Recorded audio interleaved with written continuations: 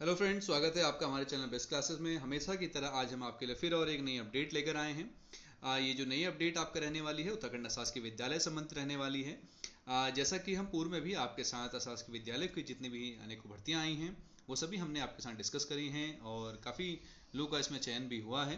तो उसी क्रम में आज एक नई अपडेट आपके लिए लेकर आए हैं और ये किस जिले के अंतर्गत निकली है और किन किन पदों पर रहने वाली है, क्या विषय रहेंगे इन पदों के, सभी चीज़ों की जानकारी वन बाय वन समझेंगे और डिस्कस करेंगे। वीडियो को अंत तक देखिएगा तभी आपको समझ में आएगा कहाँ से आपको फॉर्म मिलेगा, किस तरीके से आपको आवेदन करना है और क्या क्या डॉक्यूमेंट्स आपके इस आवेदन में लगने वाले हैं और कैसे आप इसको अप्लाई करेंगे। सभी चीज़ों की जानकारी हम आपको इस वीडियो में बताएंगे। तो इसी तरीके से जो भी हमारे चैनल पर पहली बार जुड़े हों प्लीज़ चैनल को जरूर सब्सक्राइब करिए, लाइक करिए और अपने दोस्तों के साथ शेयर भी करिएगा जिससे अधिक से अधिक लोगों को इनकी जानकारी मिल सके। आइए चलिए शुरू करते हैं, बात करते हैं इस भर्ती की। तो ये जो भर्ती है आपका केवल इसमें एलटी के पदों पर जो भर्ती है वो निकाली गई है। काफ़ी लोग कहते हैं कि सर आपने लेट बताया, इसीलिए हमने यहाँ पर जो थंबनेल है वो भी लिखा है कि फिर मत कहना कि बताया नहीं। ठीक है, उसी तरीके से उसी क्रम में आज ये भर्ती जो है निकाली गई है। और कितने पदों पर रहने वाली है वो समझते हैं, क्या क्या पद रहने वाले हैं, क्या विद्यालय होगा आपका। ठीक, बात करते हैं इस भर्ती की। तो ये जो आपका पद रहने वाला है ये आपका कार्यालय प्रबंधक इंटरमीडिएट कॉलेज श्री नवजीवन आश्रम धुत्तु भिलंग टिहरी गढ़वाल। टिहरी गढ़वाल में धुत्तु भिलंग स्थान पर श्री नवजीवन आश्रम विद्यालय है, इंटरमीडिएट कॉलेज है। इस इंटरमीडिएट कॉलेज में निम्न पदों पर जो है विज्ञप्ति जारी हुई है। यदि विज्ञप्ति संख्या की बात करें तो विज्ञप्ति संख्या जरूर नोट कर लीजिएगा, काफ़ी इंपॉर्टेंट रहती है। और दिनांक 4/9/2025 को ये विज्ञप्ति जारी हुई है। बात करते हैं इस भर्ती की, क्योंकि इस समय जितनी भी भर्तियां शासकीय विद्यालय में निकल रही हैं वो सब हाईकोर्ट के अधीन है और सभी हाईकोर्ट से जीत कर ये इन सब भर्तियों को निकाला जा रहा है विद्यालय प्रबंधन द्वारा या विद्यालय द्वारा। ठीक है, तो उसी क्रम में जिन विद्यालयों ने हाईकोर्ट में याचिका जो रिट याचिका दायर की थी उसी क्रम में ये जो भर्तियां हैं वो निकाली गई हैं, उनकी परमिशन इनको मिल गई है। उसी क्रम में ये सारी चीज़ें लिखी गई हैं कि नैनीताल में योजित रिट संख्या पारित दिनांक 28/4/2025 मुख्य शिक्षा अधिकारी टिहरी गढ़वाल, ये आप पढ़ लीजिएगा, है ना। तो इसमें जो है इतने पदों पर आप निकाल सकते हैं भर्ती, ये आपको परमिशन दे दी गई है। ठीक है, आइए बात करते हैं पदों की। तो इसमें पद क्या क्या रहने वाले हैं, बात करते हैं सबसे पहले पद की। सबसे पहला पद जो आपका रहने वाला है वो सहायक अध्यापक एलटी का पद रहने वाला है, जिसमें जो सहायक अध्यापक एलटी जो है विज्ञान विषय का पद है पहला, और लेवल 7 का ये पद रहने वाला है आपका। रिक्त पदों की संख्या केवल एक है। रिक्ति का प्रकार इसमें स्थायी नियुक्ति होती है, परमानेंट नियुक्ति होती है और ये ओबीसी के लिए आरक्षित है। ठीक हो गया। शैक्षिक योग्यता की बात करें, आप सभी को पता है कि जो विज्ञान वाले कैंडिडेट होंगे जेडबीसी प्लस साथ में आपका ग्रेजुएशन और बीएड और साथ में सीटेट या टेट होना कंपलसरी है, सीटेट टेट सेकंड होना कंपलसरी है। ठीक हो गया। बात करें दूसरे पद की, दूसरा पद आपका भी सहायक अध्यापक का रहने वाला है जिसमें जो विषय है वो आपका हिंदी है। लेवल 7 का वही पद रहेगा और एक पदों की संख्या एक है और स्थायी नियुक्ति है और अनुसूचित जाति एससी के लिए ये पद आरक्षित है। ठीक हो गया। एजुकेशन क्वालिफिकेशन आप सभी को पता है, जितने भी हिंदी वाले कैंडिडेट होंगे आपका ग्रेजुएशन हिंदी में होना चाहिए, साथ में बीएड सीटेट सेकंड होना कंपलसरी है। बात करते हैं तीसरे पद के। तीसरा पद आपका कला का रहने वाला है, सहायक अध्यापक एलटी कला का पद रहने वाला है। एक पद रहेगा और ये स्थायी पद है और अनारक्षित है, मीन्स जनरल कैंडिडेट्स इस पद के लिए अप्लाई कर सकते हैं। बाकी कैटेगरी वाले भी या जो कैटेगरी कैंडिडेट्स हैं जो कैटेगरी को बिलोंग करते हैं वो कैंडिडेट्स भी अनारक्षित पद पर अप्लाई कर सकते हैं। ठीक हो गया।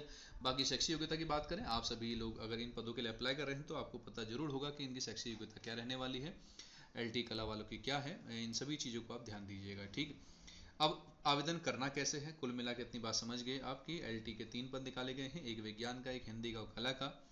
विज्ञान का जो पद रहने वाला है वो ओबीसी के लिए आरक्षित है, उसमें जनरल कैंडिडेट जो है अप्लाई नहीं कर सकते हैं। ऐसे हिंदी में एससी के लिए आरक्षित है, उसमें जनरल कैंडिडेट अप्लाई नहीं कर सकते हैं। तीसरा पद जो कला के लिए है वो अनारक्षित है, उसमें केवल अनारक्षित के साथ साथ बाकी अदर कैंडिडेट्स भी अप्लाई कर सकते हैं। ठीक हो गया, ये 3 पद आपका रहने वाले हैं। ठीक है, अब अप्लाई कैसे करना है इस चीज़ को समझेंगे और ध्यान देंगे। इसमें लिखा है आवेदन हेतु दिशा निर्देश। इन फॉर्म को भरने के लिए आपको करना क्या है, सर्वप्रथम सबसे पहले तो आप एक काम करिएगा, आपके नज़दीकी जो भी पोस्ट ऑफिस हो वहाँ से 300 रुपये के पोस्टर ऑर्डर लेके रख लीजिएगा। ठीक है, 300 रुपये के आप पोस्टर ऑर्डर लेके रख लीजिएगा। उन 300 रुपये के पोस्टर ऑर्डर लेके आप नरेंद्र नगर टिहरी गढ़वाल जाइए, जहाँ मुख्य शिक्षा अधिकारी का कार्यालय है, मुख्य शिक्षा अधिकारी कार्यालय नरेंद्र नगर टिहरी गढ़वाल में। वहाँ जाकर आप इन पदों के लिए आवेदन फॉर्म ले सकते हैं। ठीक हो गया। आसान तरीका सबसे ये है।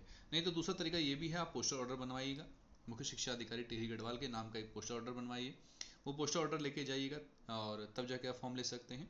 नहीं तो सबसे आसान तरीका यही है कि आप 300 रुपये का जो पोस्टल ऑर्डर है वो ले जाइए और वहाँ से फॉर्म प्राप्त कर लीजिएगा। ठीक है, आप फॉर्म को भरते समय जब आप फॉर्म ले रहे होंगे तो फॉर्म के ऊपर सर्वप्रथम आपको विज्ञप्ति संख्या जो जरूर है उसको आप जरूर डालिएगा। विज्ञप्ति संख्या के साथ साथ दिनांक जो लिखी गई है, और ये जिस इस विज्ञप्ति में जो दिनांक है 4/9/2025 उसी को उस फॉर्म में फिल कीजिएगा। ठीक है, उसके बाद इसकी जो लिमिट है कब तक आपको जमा करना है, इसके लिए आपको 21 दिन निर्धारित किए गए हैं। मीन्स विज्ञप्ति जारी होने से 4/9/2025 से 21 दिन जिस दिन पूर्ण होते हैं उस दिन तक आपका जो फॉर्म है वो मुख्य शिक्षा अधिकारी कार्यालय नरेंद्र नगर टिहरी गढ़वाल में पहुंच जाना चाहिए। ठीक है, तो इसके लिए आप अपने नज़दीक ही या किसी से मंगवा सकते हैं, या ऐसा काम कर सकते हैं जो आपके नज़दीकी मित्र हों या संबंधी हों उनसे आप फॉर्म मंगवा सकते हैं, खुद जाकर भी ले सकते हैं। ठीक हो गया, आपने वो फॉर्म लेकर उस फॉर्म को फिल कर आपने जितने भी आपके एजुकेशनल डॉक्यूमेंट हैं ग्रेजुएशन तक के, और शायद आपका साथ ही साथ आपका बीएड के और टेट सेकंड के जितने भी आपके डॉक्यूमेंट्स हैं, सेल्फ अटेस्टेड डॉक्यूमेंट्स, वो सभी आपको उस फॉर्म के साथ लगा लेने हैं। एक्सपीरियंस इस समय नहीं लगता है, इस बात का ध्यान देंगे, चाहे स्पोर्ट्स हो एनसीसी हो, इनकी कोई आवश्यकता नहीं है।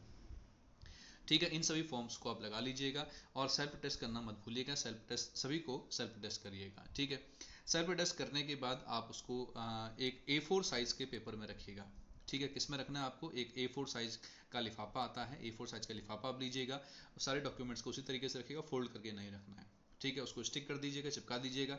उसके बाद लिफाफे के बाहर क्या लिखना है उसको ध्यान दीजिएगा।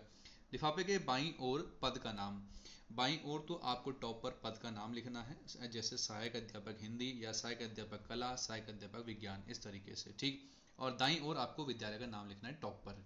ठीक है, टॉप पर आपको क्या लिखना है, विद्यालय का नाम वो लिखना है। ठीक हो गया, और उसके नीचे फिर वही सेवा में मुख्य शिक्षा अधिकारी नरेंद्र नगर, मुख्य शिक्षा अधिकारी कार्यालय नरेंद्र नगर टिहरी गढ़वाल, और वहाँ का पिन नंबर आप डाल लीजिएगा। ठीक, आयु 21 से 42 वर्ष रहने वाली है, और यहीं के जो स्थायी निवासी हैं उत्तराखंड के वही इस पद के लिए अप्लाई कर पाएंगे, बाहर के कोई भी कैंडिडेट्स इन पदों के लिए अप्लाई नहीं कर पाएंगे।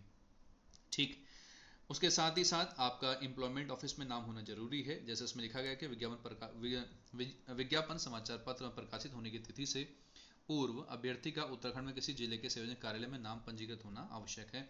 मीन्स एम्प्लॉयमेंट ऑफिस में आपका नाम होना जरूरी है। ठीक, और उसकी फोटोकॉपी भी आप जरूर इसमें लगा लीजिएगा। ठीक हो गया, यदि कोई व्यक्ति कहीं जॉब कर रहा है तो वहाँ से अनापत्ति प्रमाण पत्र आप जरूर ले आएगा। ठीक, और स्थायी निवासी होना जरूरी है, जैसा मैंने आपको पूरा बता दिया है। ठीक, प्रमाण पत्र अनिवार्य संलग्न करना है, स्थायी निवास भी आप संलग्न कर लीजिएगा। ठीक, अन्यथा की स्थिति में आवेदन स्वतः ही निरस्त किया जाएगा। आपके एजुकेशनल डॉक्यूमेंट के साथ साथ स्थायी निवास और एम्प्लॉयमेंट ऑफिस का कार्ड भी आप जरूर इसमें लगा लीजिएगा। ठीक है, तो इस तरीके से ये डिटेल है, ये जानकारी है आप के लिए किस तरीके से आप इस फॉर्म को फिल कर सकते हैं और कैसे कहाँ से आपको ये फॉर्म मिलेगा, ये सारी जानकारी हमने आपको बता दी है। इसी तरीके से आप फॉर्म को फिल कर लीजिए, कोई भी दिक्कत परेशानी हो आप हमें कमेंट कर सकते हैं, और इसके बाद की प्रोसेस क्या होगी आप हमें कमेंट में पूछ सकते हैं। इसके बाद की जो प्रोसेस है वो आपका, पहले आप टॉप 7 में आइएगा, फिर उसके बाद हम बात करेंगे, है ना। तो एक अच्छा मौका आप सभी के लिए जो इन पदों के लिए एलिजिबल हैं जरूर अप्लाई करिएगा, क्योंकि इसमें एलटी प्रवक्ता के पद तो पता नहीं कब आएंगे, फिलहाल कहीं ना कहीं तो ट्राई करना ही है ना। इस तरीके से जरूर ट्राई करिएगा, जैसा भी आपको मौका मिले, जो भी 21 से 42 वर्ष के बीच में है। और कैसी लगी हो जानकारी जरूर बताइएगा, और इसी तरीके की अनेकों जानकारी के लिए हमारे चैनल पर बने रहिए, और चैनल को सब्सक्राइब करिए, अपने दोस्तों के साथ शेयर भी करिएगा, अपने सगे संबंधी के साथ शेयर करिएगा, जिससे उनको भी इस विषय के बारे में जानकारी मिल सके। ठीक है, तो कैसी लगी वीडियो जरूर बताइएगा, और अपना प्यार यूं ही हमारे साथ बनाए रखिएगा। तब तक के लिए बने रहे हमारे साथ, धन्यवाद।